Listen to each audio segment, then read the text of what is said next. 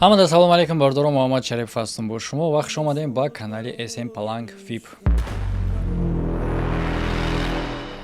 имрӯз бардоро як клип тамошо мекунем. Лекин шумо 100% медонед ки дар ин канал наметавона ҳамту тамошои клип барояд. Чунки канал на канали мусиқие, на канали таҳлили сарояндаҳо клипҳои ӯ. Бо вуҷуди ин таҳлил мешавад ин клип на аз нигоҳи сарояндаҳо, на аз дигоҳи тарзи сохтани клип, балки психологический таҳлил.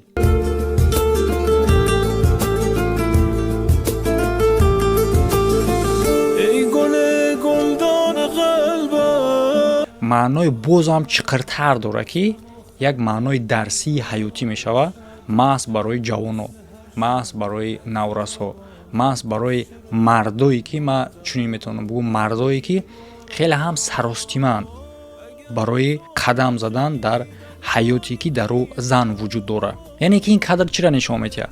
бемаъно кардани маънои ҳаётии ин наврасҳоро нобуд кардан ва ҳар як кадомшон ба дуруни худшон тасаввур мекунанд, тасаввурҳои афсонавӣ, тасаввурҳои сохта, дар воқеият вуҷуд надорад, ӯ нест. лекин то ин қавақта маъное ки дар ҳаёт доштанд, бо дучархҳошон, бо бозиҳои худшон, ино воқеӣ буд. лекин ин чизе ки воқеият ҳаст ба як чизи ғайривоқеӣ ивазш кардан. дар ин ҳолат ҳаёти ту бемаъно мешавад, ҳаёти ту пуч мешавад, холӣ мешавад. чунки ин чизҳое ки дар ҳаёти воқеие ивазшон мекунанд. ин дар ин ҳолат фиребхӯрдагие.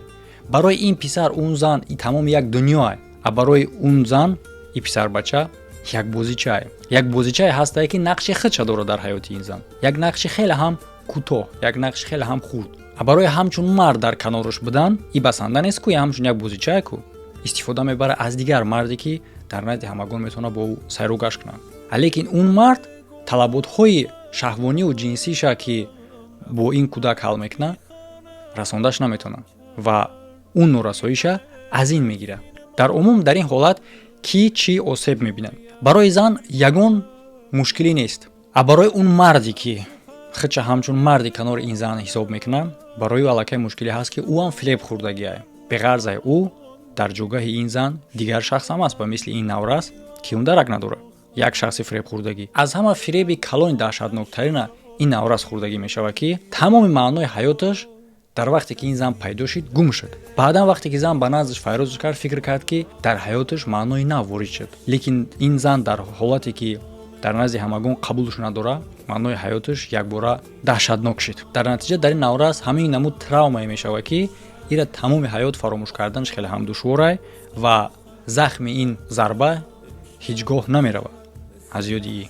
мақсад аз ҳама ин гуфтаҳо дар чие ва барои чӣ хотир ман дар аввал гуфтам ки наврасову ҷавоное ки саростима мешаванд барои қадам задан дар ҳаёте ки дар ӯ зан вуҷуд дорад, саростима нашед. барои он хотире ки дар ин синни сол дар организми шумо, дар бадани шумо ҳамун гармонҳои кор мекунанд ки шумо ба мағзтон не, балки бо олоти ҷинситон фикр мекунед.